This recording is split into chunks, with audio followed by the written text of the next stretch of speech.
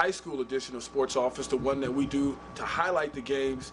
And who else is here but Kyle Henderson, NewMexicoPreps.com. You can call it NMPreps.com, huh? That's what it really is. Yeah, NMPreps.com, live on the scene all the time, every Friday night, Monday through Friday, 365. I mean, it's online, it's all the time, NMPreps.com. We're going into week 4, so it's an exciting time, and there's some storylines that are starting to emerge as we get going. And speaking of which, we got Mayfield and El Dorado hooking up this week, and man, I think that's a headbanger.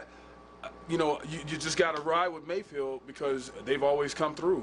I mean, you can't go against them, man. And you brought up a really interesting stat when I was talking to you on the phone about Mayfield. Well, I'll be actually down at the Field of Dreams to cover that one on Friday night. And the interesting stat is they've only lost twice since 2005 at the Field of Dreams. Ironically, once is to El Dorado. Going back to 2008 when there was the Gary Maestas Army-Dade team, they actually, were able to stuff Mayfield 4 times in a row on the 1-yard line. I was actually there to see that game. The other team that beat them is El Paso Montwood. So Mayfield at the Field of Dreams, I don't really pick against them, but a lot of people like El Dorado. El Dorado coming off 2 shutouts, 79-0 in the last 2 games. They posted that 39-0 win over Rio Rancho and the 35-0 win over Clovis the week prior. So El Dorado Eagles flying high, and it's going to be the game of the week, definitely, going into this week 4. So what are you thinking with that one? If you had to put your hand on that game and said, I'm going to pick a winner, don't give me a score, just give me a winner. What you saying? Right off the top of my head, I can't pick against the Mayfield Trojans at home. I know, sorry, El Dorado fans, but that's the way it is. You don't pick against the Mayfield Trojans. They lose, right? Yeah, and certainly at home, right. Going with that Field of Dreams feel, they got the great crowd. El Dorado certainly going to bring a lot down to Las Cruces, but, playing in the Field of Dreams, whether you're playing against, even Oñate, I mean, Cleveland had them, it's just playing at the Field of Dreams in Las Cruces is very difficult to do, but if anyone could do it, it's going to be the La Cueva, it's going to be the El Dorado. Oñate at Rio Rancho this weekend.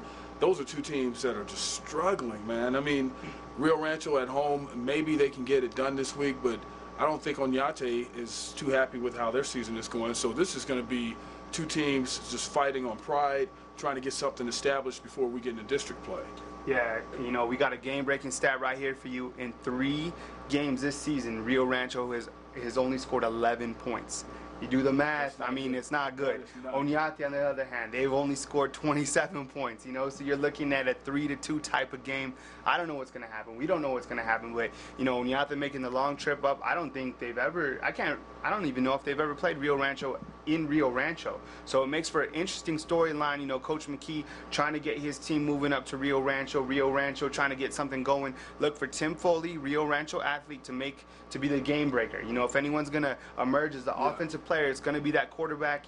He's elusive, and I think, sooner or later, it's only a matter of time till he does some work on a team. Clovis at Cleveland, and, the father of the quarterback, Gauchi, that's how you're supposed to say it. He let me know that it's Gauchi instead of Gauchi, like gout, like foot. Yeah. But I think Kirk Potter has this thing going, man. And he's been against the teams in southeastern New Mexico. He coached there. He coached at Carlsbad. He's assisted at Hobbs back in the day. So I know that he knows what to expect. Roanhouse, his team is struggling this year. They're coming off of defeat against La Cueva, where they got back in the game, but La Cueva just took it back to them and just took them out. And this Cleveland team looks tough. I think Cleveland wins again. It's a very interesting storyline this week because you have a couple staff members that are from Clovis now at Cleveland. Randy Adrian, who works at Cleveland, who's also on the NMAA staff. He's over at the Cleveland district. So I think, and then you brought up a good point with Potter being from the southern area of the state, coming up to coach a northern program. Cleveland, no doubt about it, they're for real. They beat 2 El Paso schools, and they beat up handily. Yeah, and then they beat up on Oñate last week. The game was only 7-0 at halftime, but after the 3rd quarter, Cleveland started to get it going. End result was a 40-15 win by the Storm. Looking at this week's game, I think if Clovis drops to 1-3, you never write off Clovis, never, not until the final season is over. But you start to question Clovis. Can they come back? And obviously they will. But when you have a Hobbs and a Carlsbad team that are playing a lot better than years past, you start to scratch your head a little bit. And if Cleveland gets off to a 4-0 start, those Storm fans are going to be waving their Cleveland flags, and they're going to get that spirit stick sooner or later. Yeah. Las Cruces at Hobbs, I like that matchup, and I think this time the Hobbs Eagles will get the dogs. I think they will actually get the dogs this time because Coach Dollar, I believe it is, got that thing going. You know, Coach Miller over at Las Cruces, you know, his program is always good every year. But Hobbs, there's something special going on with Hobbs right now because they're lighting up the scoreboard like I haven't seen since back in the day when I was around. You know, they're lighting up the scoreboard. You know what? Coach Dollar at the beginning of the season, this is what he told me. He said, this is the best offensive line that I've had since that 2006 Alan McGordo team that he took to the state title game. You know, Hobbs obviously has the athletes, and now they have the linemen. And in the backfield, watch for 245-pound Reggie Mackey to be the difference maker in that game. I'm not brave enough to pick the Eagles at Watson Memorial because I respect the Bulldogs. They're led by Jeremy Burma. I respect the Bulldogs, yeah, but yeah, still. Yeah, but, you know. but Jeremy Burma has been playing like Superman all year long. And, you know, that's going to be a very exciting game. All right. You know, as we do in the sports office, everything is live. And the phone is ringing right now. Let's see who we got. Sports, this is Van.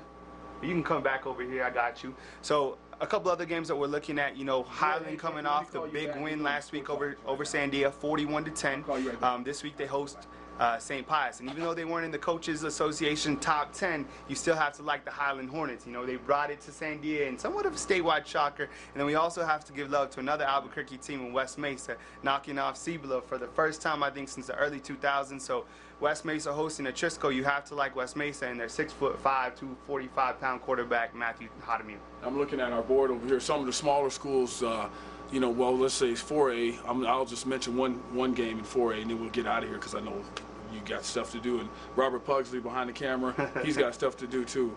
So Artesia, yeah, he's shaking the camera. Deming at Artesia, I think Artesia returns back to the win column after a couple of tough losses where they were in all their games. But I still would like to see their defense stop somebody because it's like a scoring fest with Artesia. Howling and Andy Lopez has to make sure that offense is just going and they're getting a lot of points so they can win every week. They need to get points to where even if they put 7 on the board, it would be enough. Yeah, you know, Artesia, obviously they're struggling 1-2, but they're still the Artesia Bulldogs. You know, none of the other 4A teams, I mean, Goddard's played a couple tough teams early on, but none of the other 4A teams like Belen or Aztec have played the caliber of competition that Artesia has played. No one's played the Manzano. You know, Manzano's 3-0. No one's played, I mean, Lovington, they can match up with any of those 4A teams. And then Hobbs, you know, off to a 3-0 start. So Artesia, you know, they've battled on the year, but they battled with some quality teams. So, you know, you always got to like the Dogs, and you're right. They have to step up on defense if they want to make that big run down the stretch. Okay. Kyle, it's always a pleasure, man. We'll get this thing done a little bit earlier next week. We've been slammed with stuff, so much high school football, so much college football, holidays, and all kind of different things coming up this week. We usually have this thing up and running on Monday or Tuesday. So until next time, folks, we'll see you next week.